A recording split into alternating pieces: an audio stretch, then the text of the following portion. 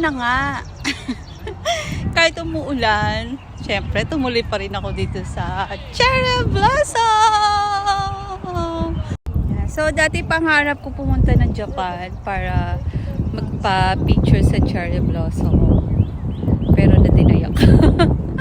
So dito ko pala sa Canada makikita ng personal ang Cherry Blossom.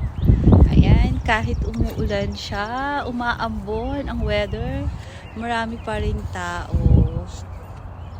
Ayan. So last year hindi ako nakapunta. Sabi ko this year kailangan mapuntahan ko na to. Kaya kahit umuulan, ayun, tara hanap tayo ng magandang spot